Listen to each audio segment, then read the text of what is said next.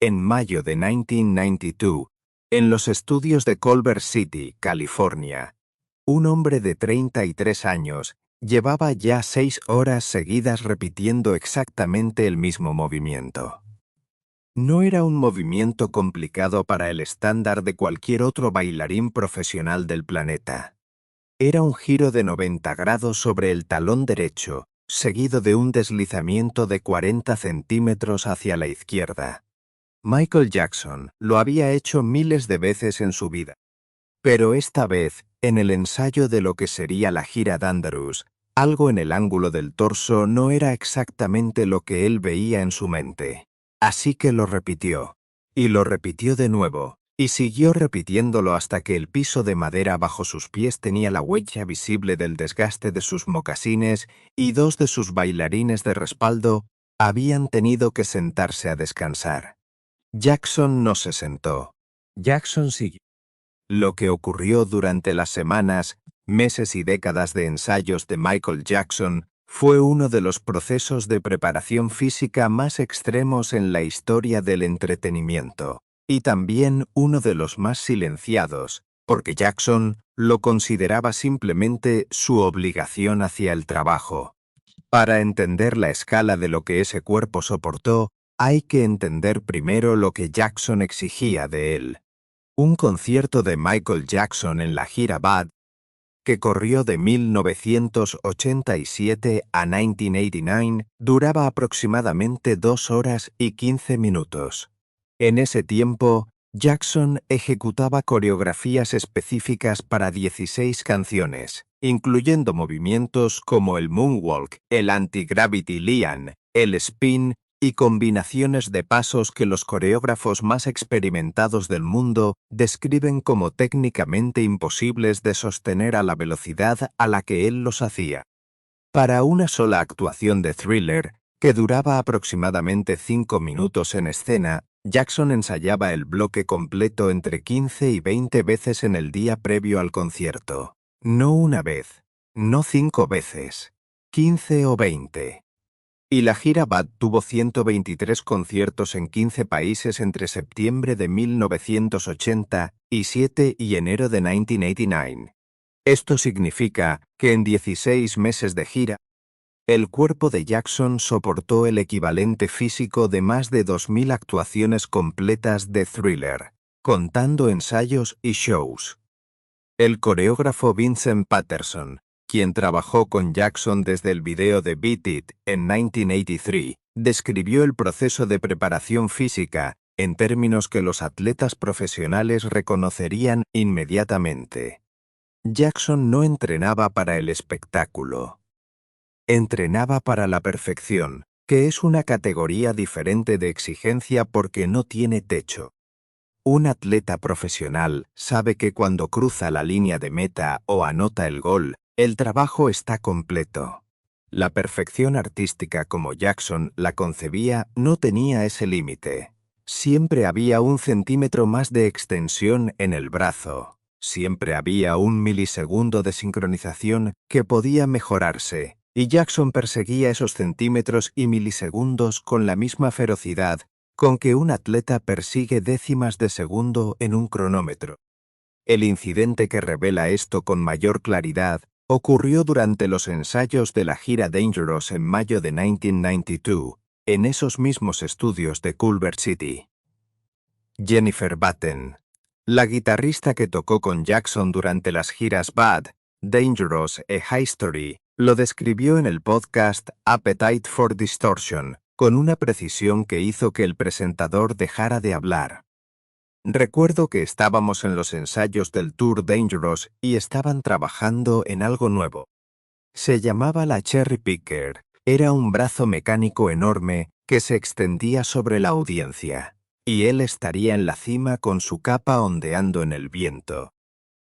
Lo que ocurrió a continuación no fue planeado. El brazo mecánico, en algún punto durante el ensayo, falló. Jackson quedó suspendido en el aire a gran altura, aferrado al equipo sin red de seguridad debajo. Batten describió que el equipo entero contuvo la respiración, que no sabían qué hacer. que vieron a Jackson allá arriba, literalmente colgando, y que lo que más los sorprendió no fue la caída que casi ocurrió, sino lo que Jackson hizo cuando finalmente fue rescatado. No culpó a nadie. Trató al equipo técnico responsable del fallo con la misma cortesía con que siempre los trataba. Batten comparó eso directamente con la actitud de otros artistas de su nivel ante errores mucho menores. Muchas veces escuchas historias sobre grandes artistas que son unos maleducados con su banda. Prince, cuando alguien cometía un error, lo encontraba y le decía «me debes $500». Jackson simplemente continuó el ensayo. Pero la naturaleza de esos ensayos iba mucho más allá de los accidentes de equipo. Lo que Jackson exigía de su propio cuerpo durante los meses de preparación era algo que ningún médico del deporte hubiera aprobado sin objeciones serias. Para el Super Bowl 20 del 31 de enero de 1993, el espectáculo de medio tiempo más visto en la historia de la televisión estadounidense hasta esa fecha, con 133,4 millones de espectadores, Jackson y su equipo ensayaron durante días en una carpa instalada fuera del Rose Bowl en Pasadena. El director ejecutivo de NFL Events, Jim Kantarian, que presenció los ensayos, recordó: «Todos sabíamos, solo por leerlo, que Michael era un perfeccionista. Pero ver cómo repetía la misma coreografía 12-14, 16 veces fue simplemente increíble. 12, 14, 16 veces. La misma secuencia completa, no una parte, la secuencia entera». Y cuando el coreógrafo Vince Patterson intentó convencerlo de incorporar movimientos nuevos para el show, Jackson se negó.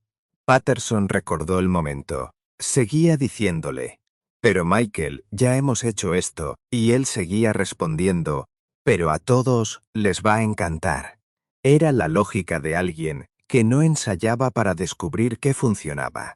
Ensayaba para que lo que ya sabía que funcionaba quedara grabado en el músculo, hasta el punto en que el cuerpo lo ejecutara, sin necesitar una orden del cerebro.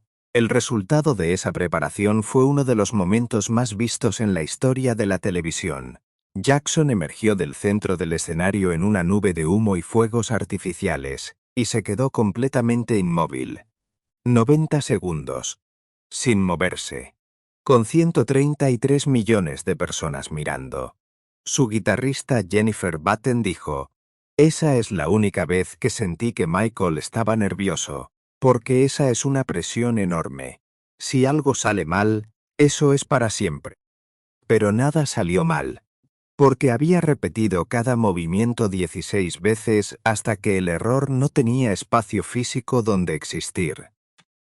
Lo que ese nivel de preparación le hizo al cuerpo de Jackson durante 4 décadas es algo que el informe de autopsia de 2009 documentó sin saberlo. Artritis en la columna lumbar y en los dedos de las manos, acumulación de placa en las arterias de las piernas, capacidad pulmonar reducida. No eran las heridas de alguien que había vivido sin cuidarse. Eran las heridas de alguien que había exigido demasiado de un cuerpo durante demasiado tiempo. La primera vez que ese cuerpo dijo públicamente que no podía más fue el 30 de agosto de 1993, en Singapur, durante la gira Dangerous. Jackson colapsó entre bastidores antes del show. El concierto fue reprogramado para el 1 de septiembre. No se emitió ningún comunicado médico detallado. La versión oficial fue agotamiento. Lo que estaba ocurriendo en realidad era mucho más específico. Jackson llevaba meses funcionando sobre una combinación de fatiga acumulada de gira, el estrés de las acusaciones que habían explotado ese mismo día en Bangkok, y los analgésicos que había comenzado a tomar desde las cirugías de reconstrucción del cuero cabelludo derivadas del accidente de Pepsi de 1984. Durante la segunda etapa de la gira Dangerous en 1993, Jackson desarrolló una dependencia a los analgésicos debido a la combinación del estrés de las acusaciones, la fatiga de la gira y la cirugía reconstructiva en su cuero cabelludo que había sido realizada antes de que comenzara el tour. Tomaba Valium, Xanax y Ativan simultáneamente, no como recreational drugs. Como la única forma que encontró de seguir funcionando mientras el mundo exterior se desmoronaba y el interior de su cuerpo gritaba que necesitaba parar. El 12 de noviembre de 1993, en Ciudad de México, Michael Jackson canceló el resto de la gira Dangerous. En una declaración grabada que fue transmitida mundialmente, habló directamente sobre su dependencia a los analgésicos. No fue una decisión que tomé fácilmente. No fue algo que planeé. Pero ha llegado el punto en que tengo que estar honesto sobre lo que está pasando con mi salud. Mencionó a Elizabeth Taylor, a su hermana Janet y a su familia como los pilares que lo habían sostenido, y luego se fue a rehabilitación. La prensa interpretó esa declaración como una rendición. No lo era. Era el primer momento en que el cuerpo de Michael Jackson ganó una discusión contra la voluntad de Michael Jackson. Cuando la gira A-Story arrancó en septiembre de 1996, 3 años después del colapso en Ciudad de México, Jackson había rediseñado completamente su proceso de preparación. Contrató al coreógrafo Travis Payne, con quien trabajaría hasta sus últimos días. Añadió sesiones de calentamiento estructuradas que antes consideraba innecesarias. Redujo levemente la duración de los shows en las primeras fechas de cada etapa para que el cuerpo pudiera adaptarse gradualmente, y aumentó la cantidad de ensayos técnicos de equipo para reducir el riesgo de los accidentes mecánicos que habían estado a punto de matarlo en 1992.